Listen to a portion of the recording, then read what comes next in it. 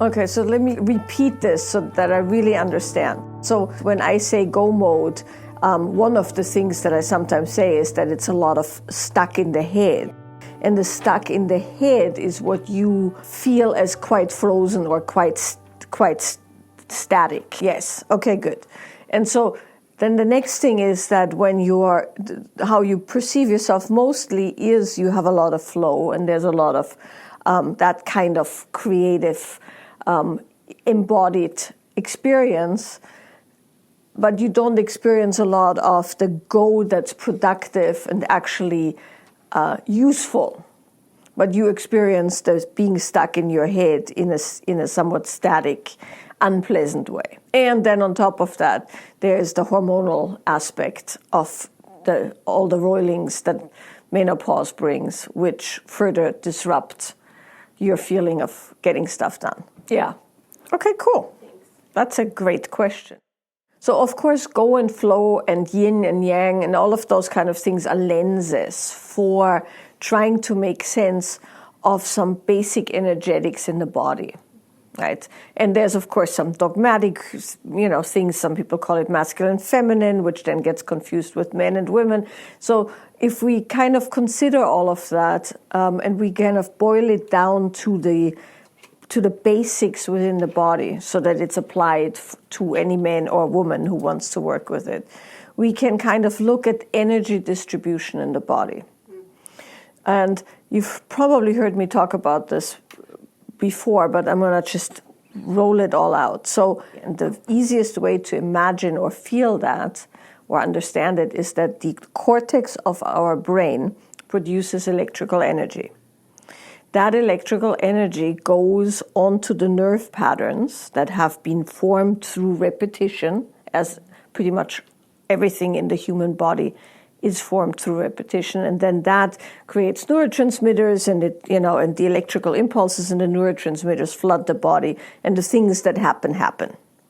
So that's that's like a very basic way of saying we are electrical beings, and our nervous system gets informed by electricity, and the body gets informed by neurotransmitters. So a human being has a maximum output of electricity per second versus, let's say, a computer who you can upgrade the RAM.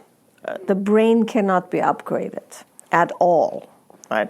You can maximize, but what you have by learning how to focus and by learning how to, shift where the energy goes, but you cannot produce more. So a large portion of the amount per second goes up for thinking, actually, and then the rest goes up for body function and things like that. So that's kind of the beginning of understanding go and flow on a bodily, without any of the dogmatic aspects. So what that means is that our bodies are incredibly efficient in how energy is distributed and where it's used. So because you only have a certain amount, your body will always send it where it's needed most. So for instance, right now, we're sitting, so we don't actually need a lot of energy down here. And what we're doing is we're speaking and listening and comprehending, so the energy goes there to speaking, listening, comprehending, computing, making connections and things like that. So that's where the energy goes.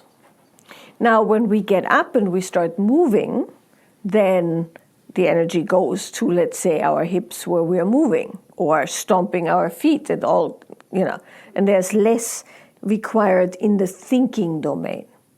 So with that said, the body is incredibly intelligent and elegant in sending energy where it needs to go. And the body also is very elegant and intelligent, but that's sometimes very pesky, in not creating new patterns where existing patterns are already built, because that is useless, right? So what that means, though, is if you've built a habit and it's no longer the habit you want, your brain is actively going to go against building a new habit because it's useless and it takes up energy it wants to spend on something else. So with that all said, when we look at go and flow, what we're looking at is where's the energy going and how does that build habits? So now we come to a world where a lot of what we're doing is mental, is striving, forward going, planning, applying oneself, getting shit done, right? What we sometimes call go, or often is called yang as well, in the sense that that happens up here in the domain of thinking and intellect. It also is in the domain of seeing and speaking and computing things, and it is often done seated, right? Or maybe standing still or even laying down with a screen, but it's happening here.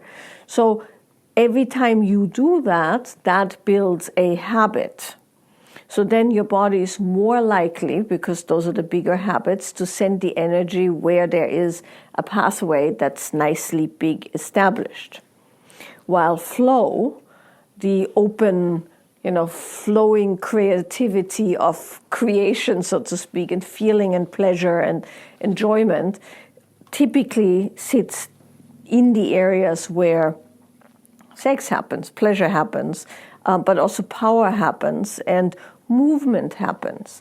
And so when you do less of flow than of go, your body will automatically, as a default, go to the go state versus the flow state. But that's a bit confusing because flow state is also something else. So the flowing aspect, So that all said, when you say, when I feel myself in my head, I'm frozen, we could assume that somewhere in there, you didn't develop habits within the go aspect that actually produced a forward motion. You just created habits that pulled the energy up here. And then that energy isn't going somewhere. And that happens with a lot of people because they don't actually do something with the energy that's pooled. And why so many women particularly,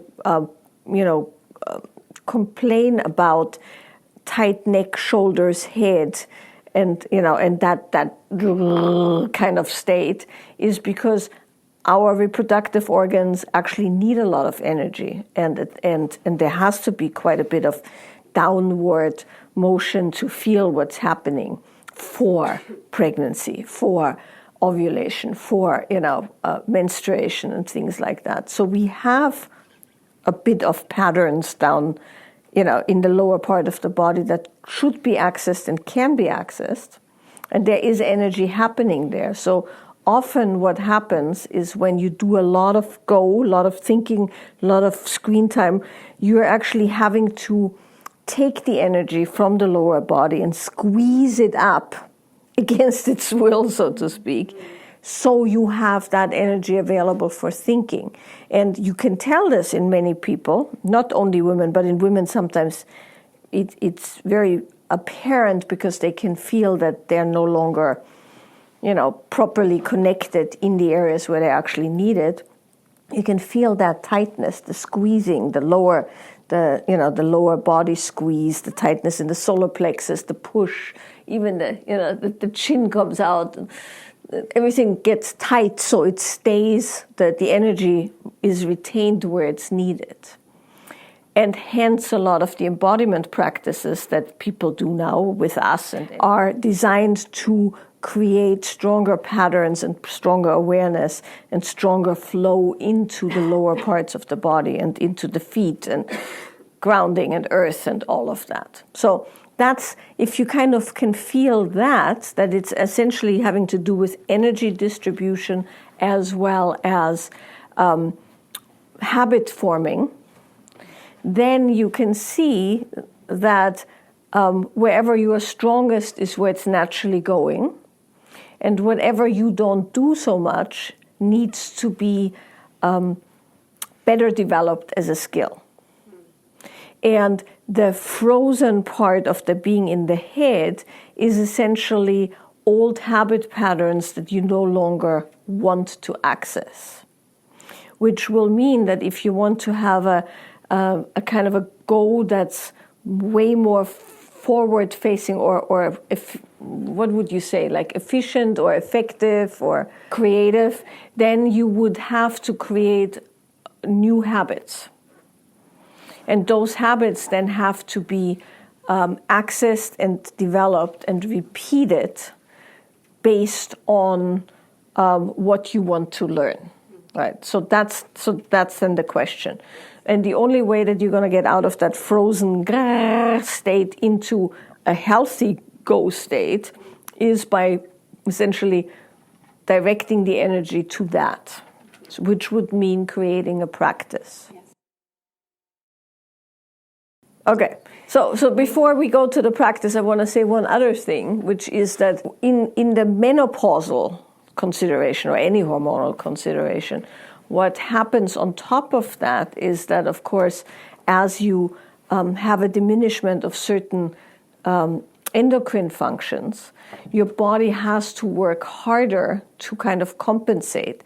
I read an article the other day in the New York Times where they likened the menopausal state to a car that's driving with gas, with petrol, suddenly only getting sun energy.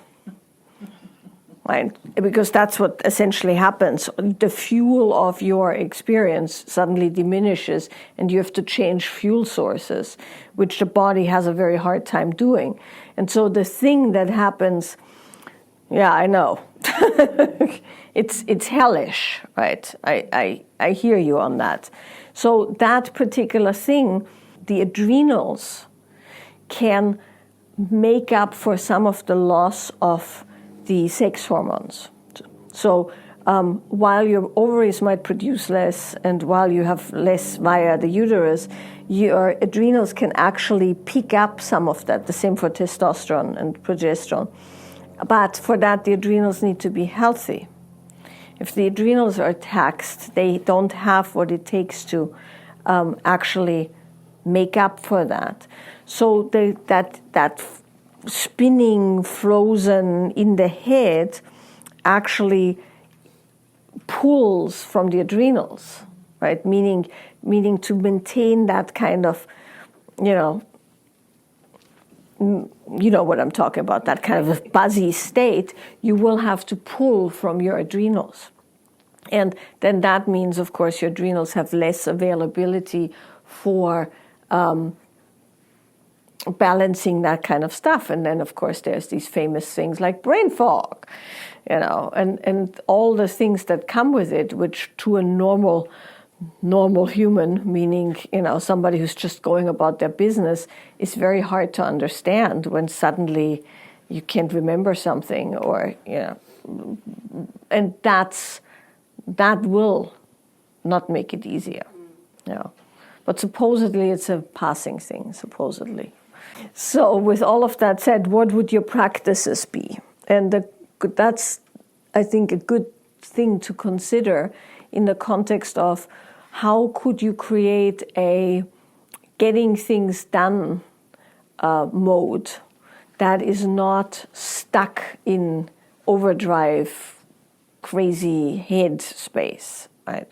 And that's where the lens becomes a bit interesting, because there is a healthy flowing go mode, so to speak, right? And there's also a way of staying in your body and still getting stuff done. But it requires a lot more practice than just cutting out the body and getting into the head and using all the energy in the head, instead of keeping a sustainable amount of energy available for the body and for feeling and for the lower body power, so that you actually can put your entire attention on something. So the question then is, this is now for you the question, what is it that you would like to get more efficient or effective in? I'm going to give you some general things, and then maybe tomorrow when we're leaving, we'll be talking a little bit about specific practices, we can hone it some more. But so, in general, when you feel like you've gotten off course, right, and there's all these swirling opportunities and you don't know where it's going, the first thing to do is to essentially find your, I want to say, spiritual North Star. And what I mean by that, it's not necessarily spiritual in the classic sense, but when it all, then this is why, by the way, I was asking yesterday, what is your legacy, right? So the legacy, what is your heart's deepest dedication that you want to get done before you die, or that you want to be remembered for when you die, right? What's the thing? So that's your North Star. And then from there, you'll essentially work backwards into what's already pointing in that direction and what's no longer lined up. And so then you said, right, while you have to make a living doing the things you're doing, the way your body behaves while you're doing it isn't aligned with your North Star. So then that means, can you be in your body different while you're still doing what you're doing? And the answer to that is probably yes. But it might mean that you change your work habits. And Alex was asking me, what are my current routines? And I had to really change my routines because the amount of computer work it took, and Bonnie was talking about that too, like being on the computer all the time for your business when you were used to being in a room with people, body to body, right? Those kind of things are very rough on the system because you suddenly perpetuating modes that you don't want to be in. So you would have to look at, can you work the way you need to work and counteract it after or before? Can you, because for most of us, we can't stop doing what we're doing. Right? I still have to answer emails. There's no way around that. But I can sometimes, right? Not always, of course, but I can counteract that with something else. And so that's one of the things I had to do, where I essentially always do bodily workout or something after a chunk of email. And then that at least it gets me back to neutral. It might not get me, expanded in my capacity, but it gets me back to neutral. And back to neutral is what you're first counting on, is that you no longer pulling from your adrenals. You're no longer pulling from your flow. You at least are able to expend that energy and then recharge it. And then eventually you can hopefully actually generate energy or relax your body and have more capacity. So that would be something I would look at, is can you, without having to make big decisions about chucking things, can you arrange your life per day differently? So that's one thing. The other thing that I want to mention is when you have a hard time making decisions, it's something that can be trained. You can actually go to the decision-making gym. So how you do that is that you constantly put yourself into this is why I'm doing this, into the making of the decision in a very minor way. So I heard we're going to have sweet potatoes for lunch, right? And probably some greens or whatever. And then you'll go sweet potatoes or greens. In your head, you go sweet potatoes or greens. And then you make up your mind and you do that. Doesn't mean you can't go back later for the greens, right? But you constantly challenge yourself to make a micro decision. Have my tea now or later. Put the right shoe on before the left shoe. Like that micro where you constantly choose. Because it's a skill where we often don't want to choose because we feel like, Yeah, I mean, the best way to describe it is decision. The word decision comes from a Latin word that means killing something off, right? And that's what it is. We constantly feel that when we make a decision, we're killing the other thing off, which is true for the moment, but it's not a permanent death in most cases. And so when you become facile in killing something off, so to speak, right, meaning temporarily reducing your options, that's a major skill towards having effective go, right? Is that you're able to go, not this, not this, not this, because that's the allocation of energy towards one thing versus swirling around things that take away the energy from going places. So you do that in your mind all the time. Tea or coffee, cream or milk. And you make it so that you pose that question to yourself, and then you make a decisive choice. Like I said, you can always go back for the sweet potatoes later, right? Or you go both. That's also an option. Both. But which with food, of course, you can do. Right or left, you can't do that because you're gonna run into the center median. But it's the verbalizing of the choice you make anyway that's like a gym for your decision-making process. Chocolate or vanilla, right? It's that easy because you have those preferences. It's just the other stuff isn't killed off, meaning the energy still is stuck over there. And then that lack of energy, because you only have so much energy per second, makes it you can't attend to that properly.